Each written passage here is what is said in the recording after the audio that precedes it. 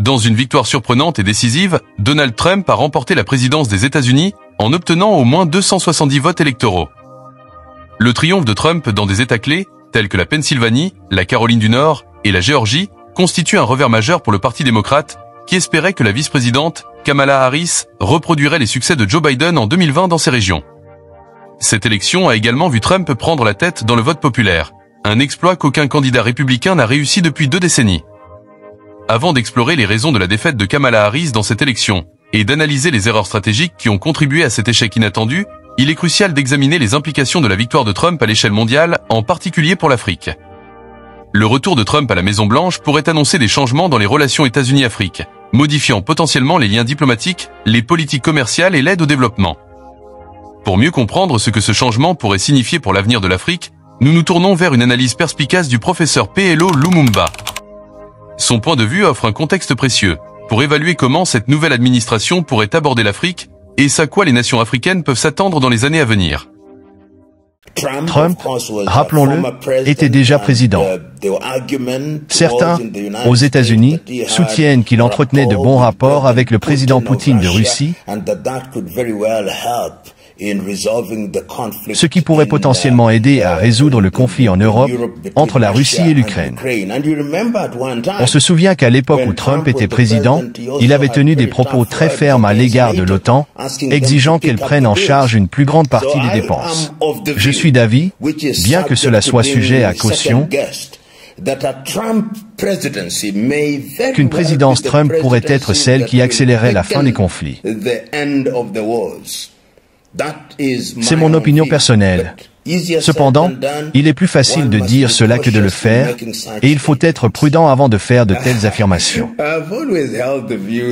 J'ai toujours estimé que les choses ne changent pas de manière spectaculaire, et je le dis parce que la politique étrangère des États-Unis, lorsqu'il s'agit du Kenya ou de l'Afrique, reste fondamentalement constante.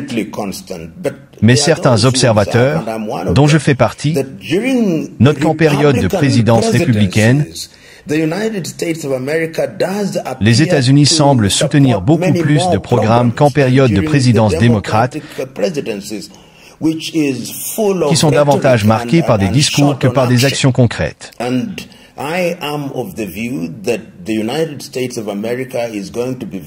Je pense que les États-Unis vont être très actifs en Afrique, en réaction à la présence de la Chine et de la Russie, et en réponse à d'autres acteurs comme les Émiratis et les Turcs.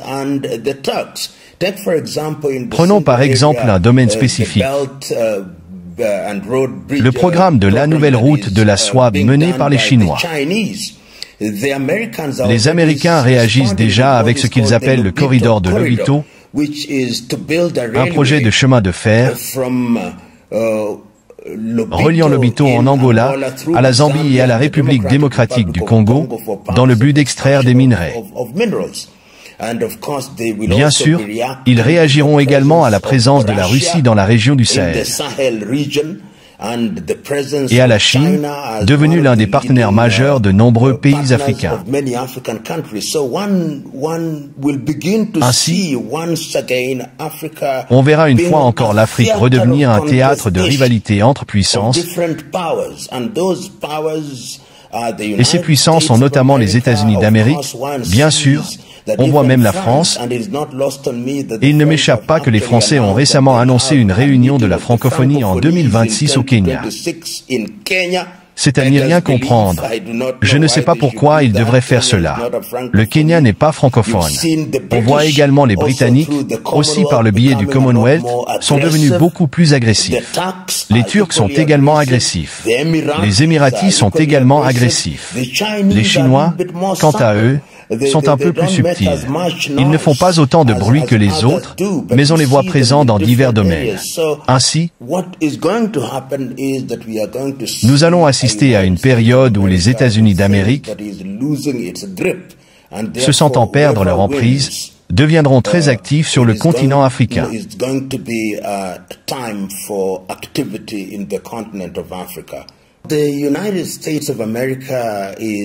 Les États-Unis sont une puissance qu'on ne peut ignorer.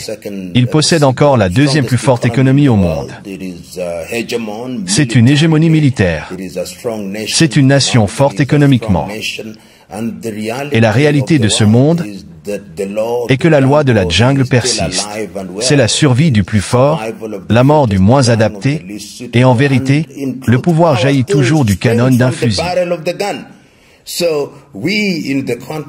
Donc nous, en Afrique, devons y prêter attention. Vous vous souvenez que les États-Unis d'Amérique ont des bases dans plusieurs pays africains.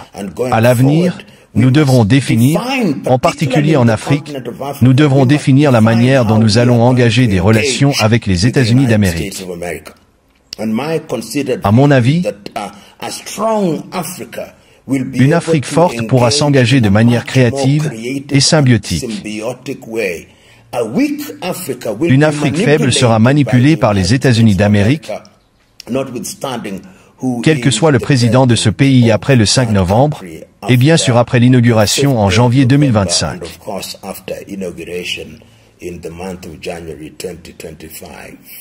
Donald Trump a revendiqué de manière décisive la victoire aux élections présidentielles mardi soir. Soutenu par une coalition républicaine revitalisée qui, selon les premiers sondages, a attiré un soutien sans précédent des jeunes, des hommes et des minorités. Son succès marque un changement significatif dans l'attrait du Parti républicain, démontrant la capacité de ce dernier à s'adresser à des groupes démographiques qui penchaient traditionnellement pour les démocrates. Kamala Harris, quant à elle, semble avoir surestimé le poids de la démocratie comme thème central de sa campagne.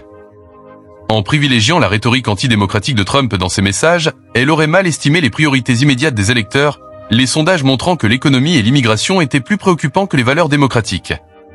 Alors que Harris s'est attaqué vigoureusement aux menaces de Trump contre les normes démocratiques, sa campagne a peut-être manqué des opportunités cruciales pour aborder les enjeux économiques et sociaux urgents qui préoccupaient les électeurs. De plus, Harris a eu du mal à mobiliser les jeunes électeurs démocrates. Un groupe qui, potentiellement, attendait des engagements plus audacieux sur des questions progressistes clés, notamment la guerre à Gaza et le changement climatique.